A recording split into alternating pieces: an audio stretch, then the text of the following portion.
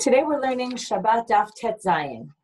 Today's shiur is Le'iloi Nishmat, the soldier Yaakov Proyev ben Rachel Victoria, Zichrono Livracha, by Yael Asher, and by Valerie Adler in memory of her baby, Simona Michaeli Chassia Bluma, the daughter of Zahava, Zichrono Livracha. Okay, we are now starting at the bottom of Tet Vav Amud Bet. We were learning about the klei zchuchit. So we had this, the whole question was, why did they say that that glass utensils are going to be susceptible to impurities? It's not one of the things listed in the Torah, so why did they say that this is going to be a problem? We said yesterday, the reason is because these are what we call, they're made out of sand, and because they're made out of sand, they're like earthenware vessels, and earthenware vessels are on the list of things that can become impure. Then we had this question, and we said, well, if that's the case, then they shouldn't be allowed to be go into a mikveh. And then we said, oh no, the case where we saw that there's an issue of chatzitza, and it would imply that they went in the mikveh, has to do with a kli that had a hole, and then it was filled in with lead, and because of that, it goes by the lead, and that's only Rabbi Meir's opinion, who says we go by the lead, and that's why. Now the Gemara says another follow-up question. Elame'ata lo litamu migaban. Well, then the outside of a glass vessel should not become impure. And yet it says, alamatnan, klei cheres uklei neter tumatan shaveh. Okay, before we even go into this, I want to give you a bunch of background before we read it inside. It'll make it a little bit easier. And if you have the sheet, you can look at the sheet. The background is like this. There's all sorts of laws about kelim. I brought some, okay, this we'll call an earthenware vessel. And this will talk about a klei matechet. Okay, klei matechet is a metal kind of kli. There's different laws about the different types. Okay, we're not going to get into now why this is, that we'll get to at some point later on. But right now we're going to just talk about what are the different types. All these new concepts we have to learn gradually. If we get everything at the beginning, it gets too overwhelming. So we'll learn what we need to learn for today, which is, here we have an earthenware vessel. If, let's say, the easiest thing to discuss is a sheretz, one of the creepy crawlers that causes impurity. If it goes into the airspace of the kli, okay, so it doesn't touch the sides of the kli, it just goes into the airspace, that makes the kli tameh, because this is an earthenware vessel, and what we call avir is metame. If it touches the outside of the kli, now obviously if it touches the inside of the kli, it's tameh, but even just the airspace. And not only that, but if the kli becomes impure and food comes into the airspace of the kli, that's also going to be tameh.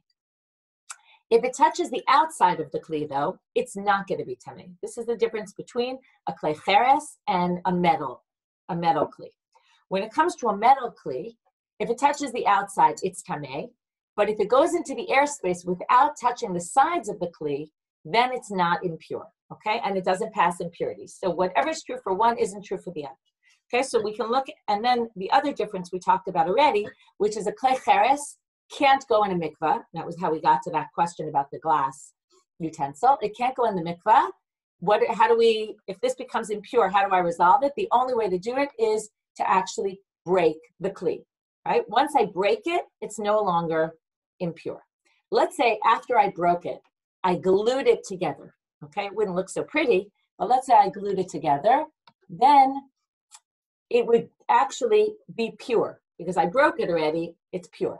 However, we're going to learn today that if I took this klei zchuchit, the metal, I took the metal utensil, I broke it, and then I welded it back together, or let's say it broke, it was pure. It loses its impurity by breaking, but if I weld it back together, then because it's metal and because when it goes back together, it looks perfect, right? In other words, if this I broke, put it back together, it wouldn't look so nice. But if this broke, I'd be able to kind of create a new kli out of it. Then the impurity, it's called tum'ah yeshana. Okay, now the rabbis instituted this, and we're going to learn why and what happened today and why they did that. But the rabbis instituted that the impurity comes back to this kli. Okay, so if it became impure, I broke it, it's no longer impure. If I put it back together, it's going to be impure. Okay, so those are a bunch of differences. Another difference is that, so again, this, by the way, forgot to mention, This can go in the mikvah, okay? The earthenware vessel cannot go in the mikvah. Okay, so we have an earthenware vessel cannot go in the mikvah. The only way to become impure is by breaking it. The metal can become impure by breaking it or by dunking it in the mikvah, which you would think would be an easier solution to just put in a mikvah than to break it and right? And then theoretically to break it and put it back together. And that's why we're going to see, actually, we're going to learn that people actually thought it was easier to put it back together, and we'll see why later, which is why they in the end instituted that we're not going to allow you to put it back together.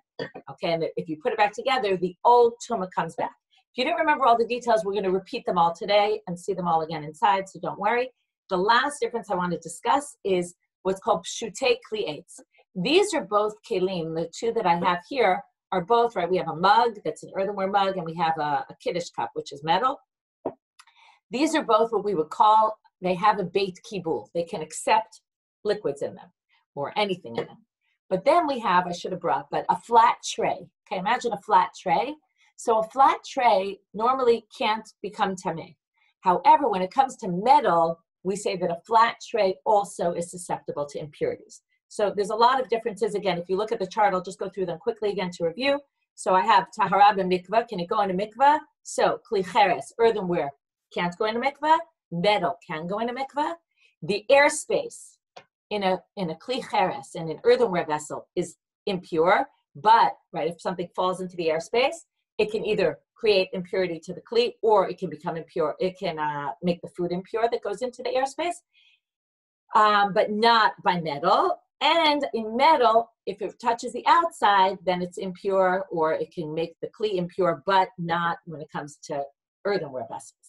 If it breaks, right, then we said if you put it back together, then the earthenware vessel doesn't become impure. Again, it doesn't return to its original impurity. However, the metal would.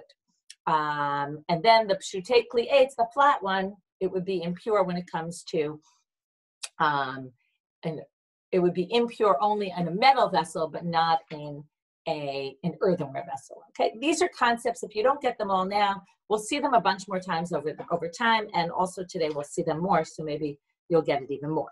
It's hard when you have new concepts. I'll just to encourage everyone, when I first learned these, I found them very overwhelming. Now when I went to learn today's stuff, I said, oh, I know this stuff. You know, we've been through it so many times. It's a little simpler. I also put diagrams on the sheet of what these vessels look like, which can help a little bit also. Okay, so now getting back to our question. Ela me'ata, if we're going to say that the whole reason why glass vessels have impurity is because they're like earthenware vessels, then what will we assume? We would assume that all the laws of earthenware vessels are the same that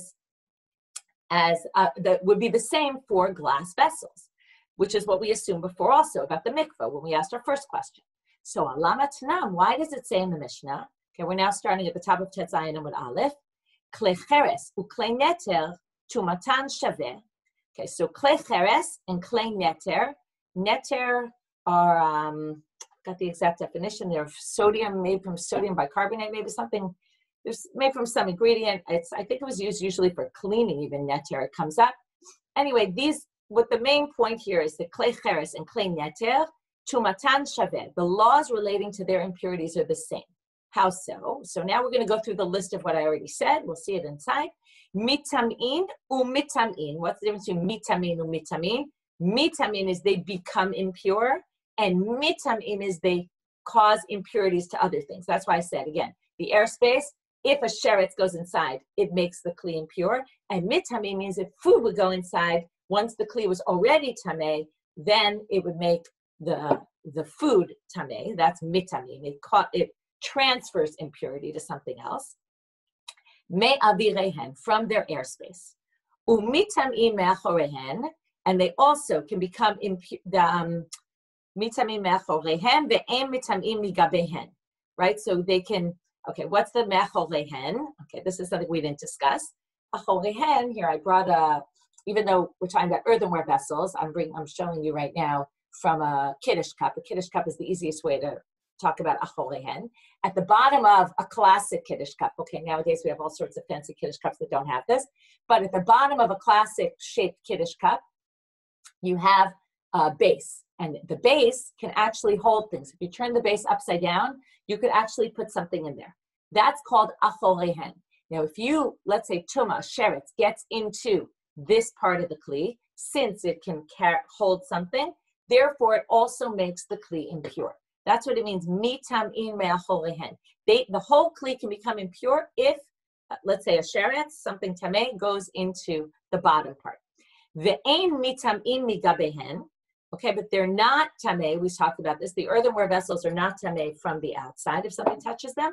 Ushviratan mitaharatan. If you break them, that's what makes them pure. Okay, so now, what do you see in this list? What's listed? Klei cheres and klei neter. What's not listed? Glass. So therefore, they say, it sounds like from here, klei neter, but klei cheres, hu tumatan shaveh. Aval midi achrine, lo. It sounds like nothing else. So now we're back to our question, which is if glass vessels are impure because they're made from sand, which is like a klei cheres, then why aren't the laws and the details the same as a klei cheres? So what do they answer? Amre kevan dechinish tabru yesh lem takana shavinu kiklei matachot.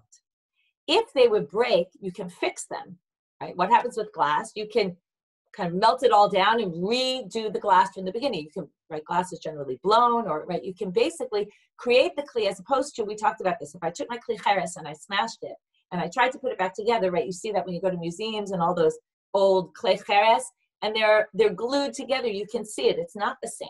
Whereas metal and glass are the same in the sense that you can actually put them back together and they would look like a beautiful kli. So, since they have takana, shavinu keklei matachot. So now we're going to say, well, the original, it sounds like from here, although I have to say it's not 100% clear, are they shifting gears entirely and saying, therefore, forget what we said, that it's like a kli cheres. It's really like a metal utensil. It doesn't really sound that way, though. It sounds like they're saying, it's really, the whole reason why they said it's a problem is because it's like a kli cheres. It's made from sand. However, in certain ways, we're going to treat it like a metal utensil since it can be fixed just like a metal utensil can be fixed. Well, this is going to lead us to further questions. So basically what they're saying right now is the reason why a klei zchuchit can be tameh, sorry, I forgot to bring a glass with me, that would have been smart, but a glass utensil could be tameh from the outside. It's because we're going to make it somewhat similar to a metal utensil since it can be fixed in the same way a metal utensil can be fixed and can go back to normal after it's broken. So now the Gemara says, and now we're going to see, ela me'ata, well, if we're going to say that, now think about it. This question makes the most sense. If we're going to say it's like a metal utensil because it can be fixed, then what did we talk about if kalim were broken and then fixed? We said that if an earthenware vessel is broken and then fixed and you glue it back together, remember, when you break it, everyone in all kalim, when it breaks, it becomes pure again. However, if you put it back together, right, in the case of the earthenware vessel, it's not going to ever become tameh, right? This won't be tameh once I glue it back together. The old tuma doesn't come back. However, in a metal one, the old tuma comes back. So if the whole issue of glass is that it's like metal in the sense that you can actually rebuild it and make it look nice, well, then wouldn't you think that tuma yishana would come back to it? That if you took glass, it's smashed to pieces, you put it back together and made a nice glass out of it, then we would assume if the whole reason it was similar to a metal utensil was for the reason that you could put it back together, then wouldn't you think that tuma yishana, that it would go back to its original state of tuma? And we're going to see that that's not the case. So now the Gemara says, so let's read it inside.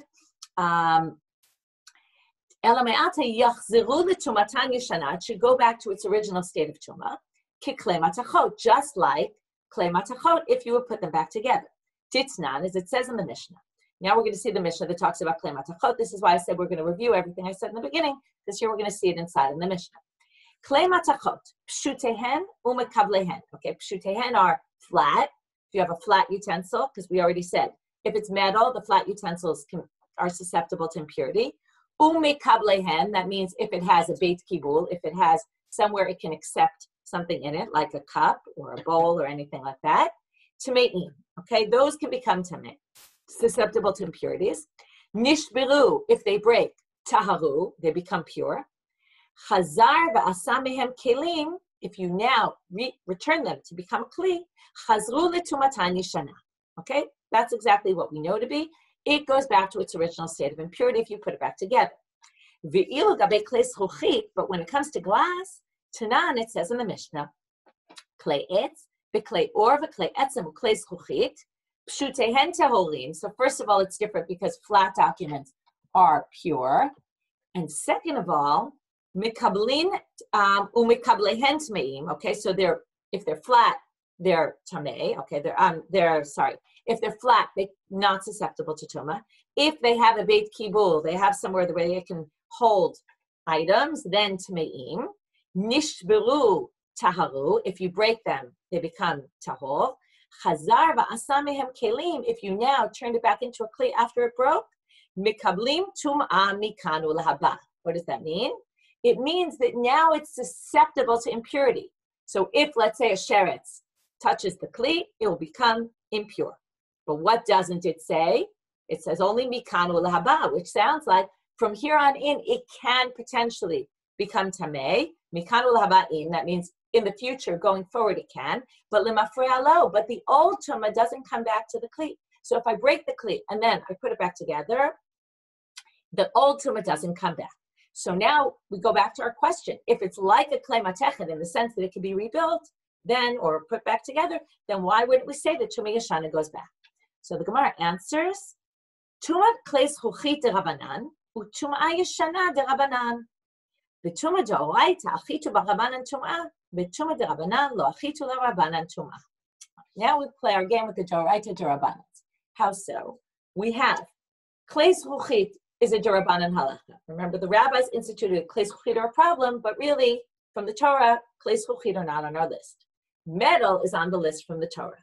So when we instituted this rabbinic issue about tum'ah yishana, we said that whole thing was rabbinic. I told you we get to where they instituted it and why. We'll get to that still later. But let's assume right now we know that it's rabbinic in nature. So if the rabbis instituted that, they're only going to institute it for something that's asur midrabanan. This is almost like a gzera l'gzera. Remember, we said we don't institute a derabanan on a derabanan. So when it comes to klei matechet, tum'ah yishana, it applies to klei matechet because that's doraita. But when it comes to derabanan of klei zchuchit, it's not going to apply. Okay, so now they say, so now we've resolved. So it's like klei zchuchit. It's like, okay, so let's just review. Klei zchuchit is like kli cheres because it's made from sand. That's why the rabbis originally instituted that they're going to be susceptible to tumah. Then we said, well, it's also a little bit like klei matechet, and that's why they're going to be tamei if something touches the outside of them. And that's because we're going to say it's similar to klei matechet, even though tum'ah yishana doesn't apply. Remember, how is it similar? Because if they break, you can put it back together. However, we're going to say it's similar in the sense of tumah migavan, from the outside of them. However, it's not going to be similar in terms of tum'ah yishana, and that's because it's derabanan, and the derabanan and derabanan we don't do. Okay, but now they say, well then, if they're similar to klei matechet, they should be similar in other ways also. What other way do we see it's not like a klei matechet? That a flat glass tray is not going to be susceptible to impurities, whereas a flat metal tray will be.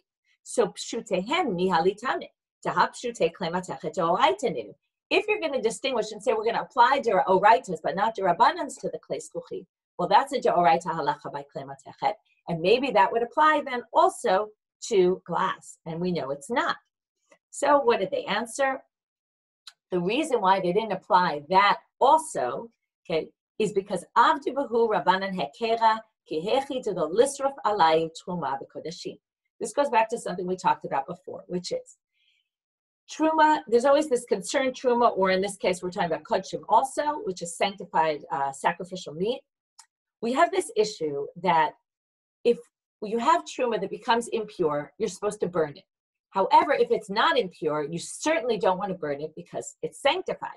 So we now get into this in-between thing, which is if the rabbis instituted that things are impure, when the Torah says they're not impure, do we burn them or not, right? Now, theoretically, we talked about yesterday about all these cases where they decreed that the truma will be burned, even though, right, those were cases where theoretically there's two cases where you don't really burn truma. One is if it's a safek, you're not sure whether it became impure or not.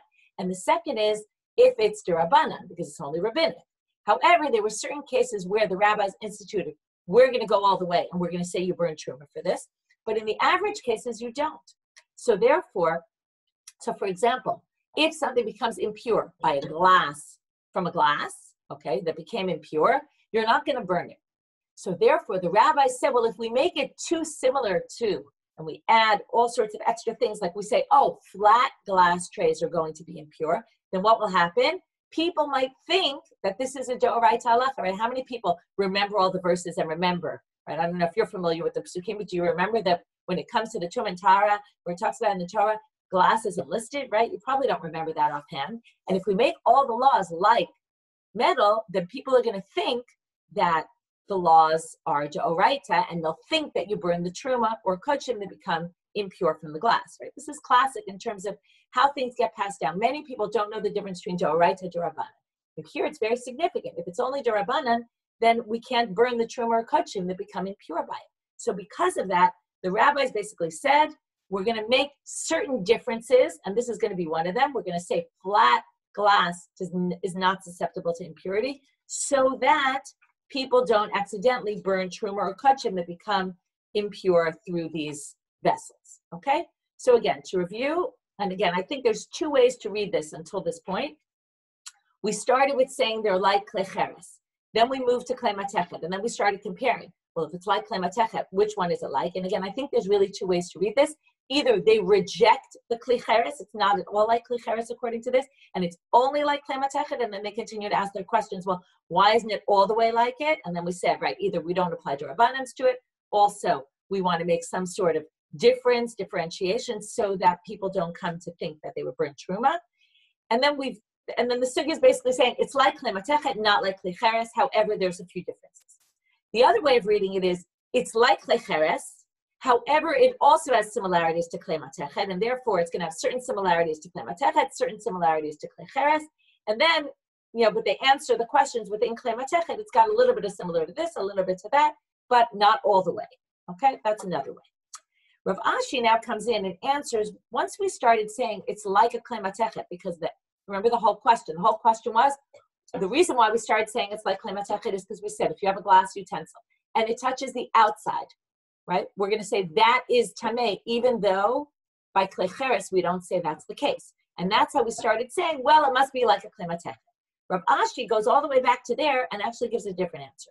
He doesn't think it's similar to klei matechet at all. He says, so we're now at the top of Tet Zayin Amud Bet. Rav Ashi amar la'olam leklei cheres damu. Really, they're similar to klei cheres. Udekakashelach lo litamu migaban. The fact that you had this question, they're reminding you, because who can remember, that was already a while before, the fact that they're not tamei from if something touches the outside of them, ho'il v'nir'et tocho kibo'o. He gives a great reason. Right? This earthenware vessel that I'm holding, you can't see the inside from the outside or the outside from the inside. But if it were glass, you'd be able to see straight through the utensil, right? So because of that, he says, that's the reason why a klei zchuchit is tamei on the outside, because from the outside you can see the inside, and since the inside is tamei, therefore, and the outside can be seen by the inside, we're therefore going to say that the whole thing becomes tamei even on the outside. And then it's something unique to glass, which has nothing to do with anything else. It's its own unique category because only glass is transparent, and because of that, we're going to say that's why the outside is tamei like the inside. Okay, a creative answer, you would say. Because it's not really a halachic answer. It's more, oh, look at it. It must be different because of the way it looks. Okay. Shimon ben Shetach. Now we're moving on to Shimon ben Shetach. He was one of the Tanaim. We had stories about him in Brachot. If you remember, I'll just remind you the story because we're going to get to similar characters. If you remember, he was sitting with Yanai. Remember, Yanai HaMelech and his wife were eating, and they needed someone to bench for them to lead the Zimun, and they didn't have anyone and then they looked for some rabbis, but all the rabbis, his wife Shlom Tzion says, but you killed all the rabbis, so because of that, we have no rabbis. And then she says, well, if you promise not to hurt him, I can bring my brother, who she had hid, who was Shimon ben Shetach, who was the one rabbi who had been kept alive. They bring Shimon ben Shetach, and if you remember, they don't offer him any food. And he says, well, how can I lead the Zimun if you don't give me any food, right? On the one hand, they were trying to say, oh, we have so much respect for you, but then nobody gave him anything to eat. And there was this strange story. So anyway, in light of that, we're going to now see that Shimon ben Shetach tikein ketubah l'isha, instituted the issue of ketubah, which we talked about the other day. It doesn't exactly mean ketubah because ketubah existed in the Torah, but some people say it means certain laws relating to ketubah to make it easier for the woman to collect her money. That's not going to be our focus today. Our focus is on the second thing. which is Gazar Tumah al Klei Matachot. He instituted Tumah in metal implements. Now, this sounds very strange because Klei Matachot De'oraita Ninu. That's a De'oraita law. And in fact, I brought the psukim on the sheet. If you have the sheet in front of you, otherwise you can listen. In Bamidbar Perek Lamed Aleph, psukim Kaf Bet to Kaf Gimel. This is after the war with the Midyanim. So they got all these, when they took the booty from the Midyanim. So it says, what are you supposed to do with all the utensils? Et hazahav, et hazahav, et hakesef, et hanechoshet, et habarzel, et habadil, et haofaret. Okay, these are all different types of metals. Kol davar sheyavo ba'esh, taviru ba'esh. It's also about koshering them, things that go in the fire, right? Relevant to Pesach, koshering dishes. V'taher, ach b'mei nida yitchata. But you also have to put them into mei nida. Okay, what's that? That's the waters of purification. Okay, so then it goes into the laws. But there you see, metal implements have to go in a mikvah because maybe they came in contact with the dead. Now we're going to learn also that normally, okay, the way we do mikvah, what do? We tovel it in the mikvah and we're done. But in those days, our mikvah is not so much purity and impurity. But in those days, when they kept laws of purity and impurity, remember, there were either who had to keep laws of purity and impurity. I'll review this because someone asked me a question about this over Shabbat, which is, number one, you had Kohanim who were still eating truma, right? The Beit HaMikdash the time of the Beit HaMikdash is over. At least let's talk about in the Gemara time, or later Tanaitic time period. But the Kohanim were still getting truma, and the truma had to be treated with sanctity. That's number one. And number two, we talked about the fact that the Prushim kept a lot of the Pharisees, they kept a lot of laws of purity as if the temple was still around, right? They ate chulin al taharat HaKodesh or al taharat HaTruma, right? They treated it as if it was sanctified. So people were very careful about laws of purity and impurity even when there was no longer a temple, right? It could be because they were hoping that the Beit HaMikdash would be rebuilt and they wanted to keep these laws going. So now, if you're living in those times and something becomes impure and you want to purify it, what do? So if it's a kli that can go in the mikveh, you bring it to the mikveh. However, it's the same as laws of humans. What happens when you go to the mikveh? You have to wait until the sun sets, right? In those days, and talk again, let's put nida aside where the nida would go at night, but all the other impurities, they would go to the mikveh in the morning and they would wait till the sun set, till Seder Kochavim, till the stars come out to be able to be pure. Same thing with the kelim. The kelim you would dunk in the morning, and then you would wait till the end of sunset. If it became impure by a dead person, okay, tumat mate, which is much more severe, what happens with a person? They have to wait 7 days, and they have to have the para aduma water sprinkled on them on the 3rd day and on the 7th day, and this whole process. Same thing for utensils. Utensils also had to be sprinkled with the para aduma waters, and you had to wait the 7 days. So now, that's all important for the background to this discussion. So now it says, Shimon ben Shetach gazar tumah klei matachot. So the Gemara asks, klei matachot d'oraita ninu. That's a Torah law. We know that from the Torah. Dichtiv. And then it quotes our pasuk. Achet hazahav et hakesef v'chulei. Doesn't mention the rest, but that's the verse. So what do we answer? What did the rabbis institute about metal implements? Well, this is something we learned on the previous page. Lo nitzracha ela l'tumah yeshana. It's to tell you that metal implements, if they break, they're tahor. But if you put them back together, and you create a new utensil out of that, right? You melt it down and make a new kli. Well, then it's going to go back to its original state of impurity. How do we know this? Well, story with Shlom Tzion Hamalka. Tamar Rav Yudah Amar Rav. Maaseh b'Shel Tzion Hamalka. Okay, here the version says Shel Tzion. Sometimes she's called Shel Tzion, sometimes she's called Shlom Tzion. She has a bunch of different, her name comes out sometimes a little bit different. Could be they just put Shin Lamed with a little line on it, and the little line got off, which means, it's a shortened version for Shlom Tzion. So there's a Maaseh Shlom Tzion Hamalka. In this case, we're not going to see Yanai, just Shlom Tzion. Shastam Mishkel Lebina. By the way, it turns out she was queen after Yanai HaMelech died. She became queen for 9 years. Okay, she ruled the people. So it could be this was while she was ruling and he was no longer around, not clear. There was a case for Shlom Tzion Hamalka. Shastam Mishkel Lebina. Okay, some people say it was his wedding. Okay, you think about weddings. Okay, we're going to see a story where weddings get messed up. I was thinking this sounds very much like now, right, where people have weddings and they can't really invite anyone to their weddings. So she had a case. Okay, you might think, in light of what's going on today, this sounds like not such a big deal, but for her, this was obviously a big deal. If you think about it, she was a very wealthy woman. And what happened? She was preparing the wedding for her son. All of her utensils became tameh. Let's say a dead person came into the room, and all the utensils in the room became tameh. And what's she going to do? How's she going to have her wedding, right? So, what does she do? Well, she has a lot of people working for her, so she could do this. Shvartan, she broke them all. Unitanatan l'tzoef, and she gave them to the welder and the silversmith, and he put them all back together, right? Made new utensils. Right? He melted them down.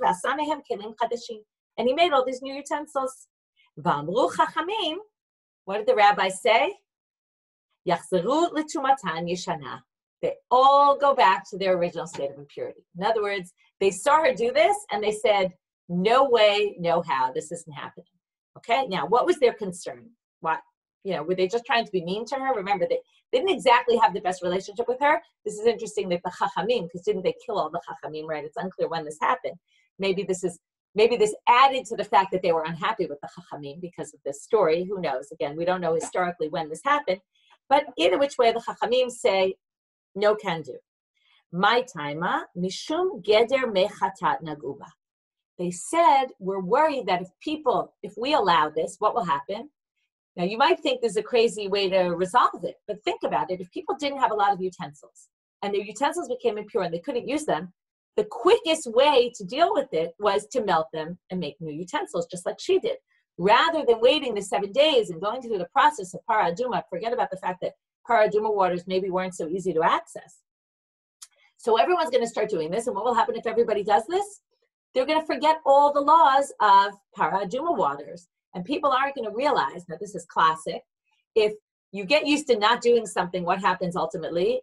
You just totally forget about it, right? This is a good example. If we go back to the beginning of the Masechta, when we started learning, I think people felt like this is so not relevant to us, right? We all have eruvs, and we don't even need to worry about carrying something outside of our house. We walk out all the time carrying things, right? Unless you're living in some city in Europe or in certain places in the world where there's no eruv.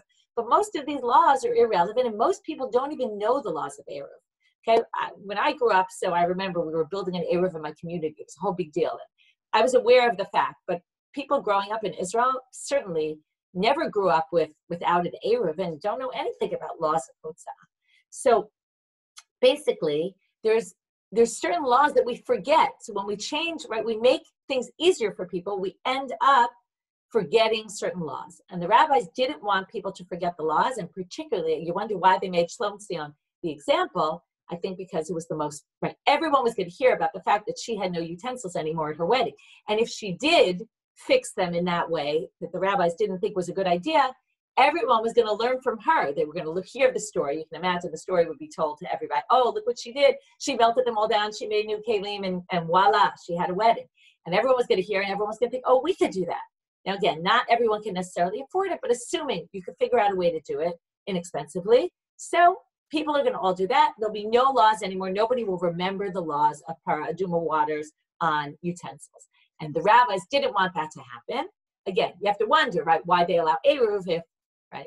In other words, again, there's things they do allow and things they don't allow. This is, again, it's the, you said the poetic license or the, whatever license the rabbis have to be able to decide when are we concerned for things disappearing and when are we not. Right? Same thing with Yom Tov Sheni. Right? Why do we keep Yom Tov Sheni? So that in case, right, we go back to a time when we did, and this is an issue people grapple with today. Really, we're still keeping Yom Tov Sheni, right? It doesn't make so much sense. But certain ones they decided, yes, we want to keep so that people don't forget, and other ones not necessarily. Okay, so now they say, well, Hani Chalamanda Amar. Now they're going to reference some machloket, which is interesting because Rashi says, Lo Yadana Hecha. I have no idea. In other words, this assumes when you say Lamanda Amar, it means according to the one who said this versus the one who said that, which implies there's a machloket about it, there's a debate. So Rashi says, Lo Yadana Hecha, I have no idea where this debate comes about. And by the way, there's an interesting note in the Gilion Hashas, which is something on the side. It says, look in Brachot Kafeh, okay, in Brachot Kafeh, there's another place where Rashi says, Lo Yadana Hecha, and there it's listed, the Gilion Hashas lists every single place where there's actually a lot of them, where Rashi says, I don't know what they're talking about. Okay, I don't know where this machloket appears. Tosfot actually says, oh, I know exactly where this machloket appears. So it's interesting. He says it's in a Mishnah in Kalim. So anyway, that's just an interesting aside. But here we have, this only works, Lamanda Amar lechola tumot amru. Sorry, lo lechola tumot amru, ela letuma meit bilvad amru. This whole issue of Tuma Yeshana, according to one opinion, is only for Tumat Meit. And then this whole reason makes sense. But for those who say that this Gzerah of Tuma Yeshana applies to all utensils, even sheretz. Now, sheretz, you can take care of that day, right? And there's no mechatat. The whole reason for the Gzerah wouldn't apply. So, ma'i kalamemer. So, what would be the reason for the Gzerah according to those opinions? So, according to those who hold that this applies to all kelim that are impure for any reason and not, and it's all metal, and not just tumat meit. So, Amar Abai, we're now going to have two answers. If we allow you to break it and put it back together. Now, the way I discussed breaking was you break it entirely and then put it back together. But theoretically, you can make a hole and then fill in the hole, like we saw with the klei zkuchit before. Now, what's the concern if we allow you and we say, listen, break your utensil and then put it back together, and that works, if we say that, then what's going to happen? Well, people might make, let's take this kli, we'll make a little hole in it, I'll fix it up. Let's say I can't afford to go to a silversmith, I could do it myself at home, I'll make a small hole. If I make a hole, it has to have a big enough hole in order for it to become pure in the middle. So if I just break it a little bit, I'm actually not going to get rid of the impurity. So Abai says that's our concern. Rabba Amar, Gzera Shema Yomru, Tfilah Bat Yoma Olala. We're going to think that if we allow it, people are going to think that I can tovel it and use it on that day. Remember what I said. If you tovel it, you actually have to wait till nighttime to be able to use it. So Rabba says, if that's the case, people will see me using my cup. They'll know that my cup became impure somehow, and then they'll see me using it later that day. They'll say, oh, must have taken it to the mikveh, and it must be okay to use it the same day it goes to the mikveh, when it's actually not. So because of that concern, again, they won't know that I broke it and put it back together, so therefore, because that's the concern. So now they say, my benayu, what's the difference between these two laws, between the two answers of Rav and Abaye? Ika benayu diratzifnu mirtzach. Okay, what's the case? If I totally smash it. Okay, now, this is one of those interesting things where the Gemara says, what's the difference between the two cases? And it's supposed to be obvious that Rava would say this and Abai would say that because it's different between the two. But the Rishonim explained it in two opposite ways. Okay, so I'm going to explain to you the two ways, which then actually show that it's not really an nafkamina, because if it can go both ways, then it doesn't really help you in saying there's a real difference between them. If you break it entirely, so one way of saying that is, well, according to Rava, no one's going to think that you toveled it that day because they're going to know you broke it entirely and you have a totally different kli now. Right? If I break this kli entirely and I recraft it into a kli, it's probably not going to look exactly like this, in which case everyone's going to know that it's a new kli.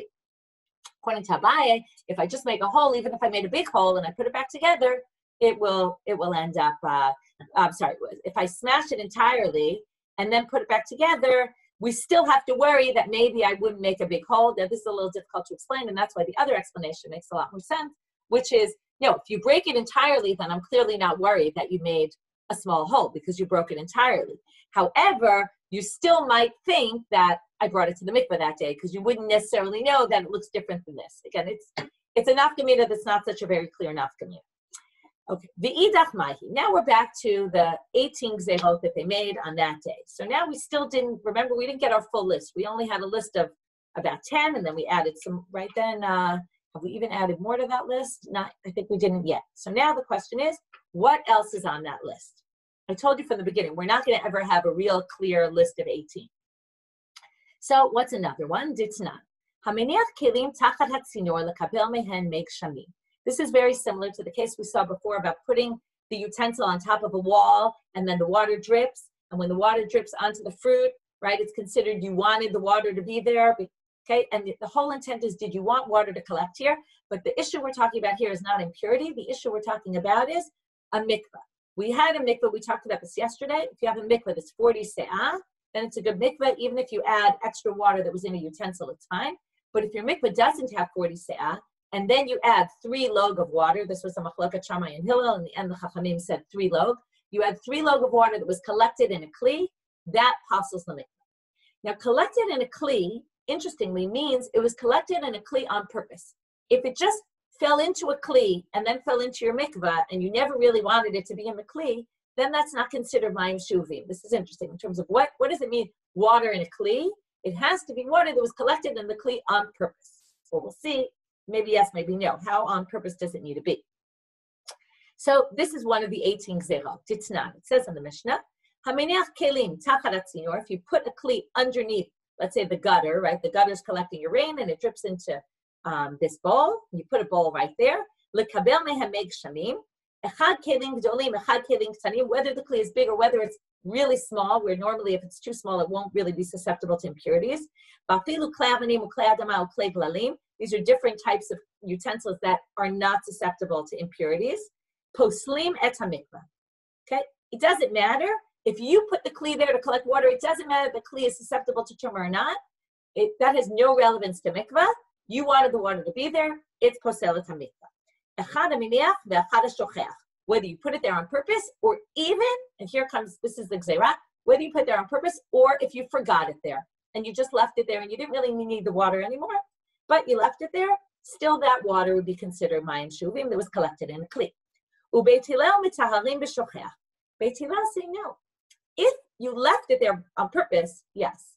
But if you left it there by accident, if you forgot it there, you had it there, but then maybe originally you intended, but no water got in there, and then you just forgot about it, left it there. I was thinking, sounds like a mad geshem. You know, the kids they take an open water bottle, right, and they leave it outside. They cut half the water bottle and see how much rain collects. So it's like that kind of experiment. You left it out there, but then it stopped raining or it never rained, and then it was there accidentally. So that water is not considered collected according to Beit Hillel. Amar Rabbi Meir. Rabbi Meir says like this. Nimnu v'rabu Beit Shammai al Beit Hillel. This was a case where there were more people of Beit Shammai than Beit Hillel, okay, and therefore they decreed this. Umodim Beit Shammai b'shochech b'chatzer shehu tahor. However, Beit Shammai says if you leave it by accident just out in your chatzer and not under the gutter, he agrees in that case it would be pure, wouldn't be considered mayim that was collected. Amar Rabbi Yossi, Adayim machloket b'mkol ma'omedet. Rabbi Yossi disagrees and says this isn't one of the 18 cases where Beit Hillel eventually agreed to Beit Shammai. No, there's still a machloket between them, and this isn't one of the 18. So Amar Rav Misharche Debei Rav. Now they're going to explain this machloket a little bit better. Amr Debei Rav Amre. In the house of Rav, they explain like this: Hakol modim keshenichum b'shat kishur avim tmeim. Everybody agrees that if you put this down there when the clouds came out and it was about to rain, that's clearly intentional and it's impure. B'shat pizur avim. If you put it down when the sun came out, well then divrei hakol torim. Everyone would agree it's tahor. Lo nechleku. What's the case they debated? Ela keshinicham b'shat kishur avim. You put it out when the clouds came out, but it never rained. V'nitpazru. The clouds moved on. V'chazru v'nitkashru. And then the clouds came out again, but you didn't move the utensil. So Mar Savar Batla Machshavto. Beit Hillel said, Beit Shammai said, Beit Hillel is the one who says, right. Beit Hillel says, Batla Machshavto. Okay? You no longer have intent. So therefore, this isn't intentional. This isn't going to mess up your mikvah. Umar Savar Beit Shammai say, Lo Batla Machshavto. Your original intent is still there. You left it there originally when it looked like it was going to rain, and therefore it's like it's going to rain, and that's the gzera. Okay, but remember, Rabbi Yossi, Damar Machloket Adayim B'mkoma Umedet, he says they still debate this, which means it's not one of the 18. So Batzri Lehu, so he's missing one. So which one is he going to add? Am Rav Nachman Bar Yitzchak, Af Benot Kutim Nidot Me'arisatan Bo Bayom Gazlu. He was gozer on that women, any Kuti women, okay, Kutim are the people who were moved into Shomron in the time of the Assyrian Galut, the exile, when they took all the Jews from Shomron, the Malchut Yisrael, they took them out, the Kutim came in. There's a whole debate, are they Gerei Arayot, because these lions came and attacked them and forced them to be Jews, right? Then they started learning the laws of the Jews, they became Jewish. Some people say they were actually Gerei Amet, they came to it, they really wanted to be converts. So there's a debate about whether we treat them like Jews or non-Jews. So according to this, we treat them there's an issue when a young girl, like sometimes babies are born and there's some blood, menstrual blood there, or blood coming out from that area. So the question is, right, we treat it like it's nida. However, and then they have to go, right, they have to go through a process of tahara if they want to be torah. But kutim, we're not careful about truma and tahara. And therefore, we have to assume, even though this is a minority of cases, we have to assume, and this is what he says the Gzeirah was, we have to assume that they could potentially, this could have happened to them. This is called choshesh in lemiuta. It's an approach of Rabbi Meir that we worry about the minority of cases, and therefore we have to assume any of them are nida. That's one way of understanding this. According to another opinion, it's that we just want to keep Jews from intermarrying, and therefore we say from the time that they're born, they're considered already nida to keep the Jews further distance from them, and it's a way of creating laws of distancing. Okay, which we're going to get to later about laws of distancing. That's going to connect to things here, so we'll see it later. Okay, that's it for today's daf, and we'll meet tomorrow on Daf Yud Zayin. Thank you.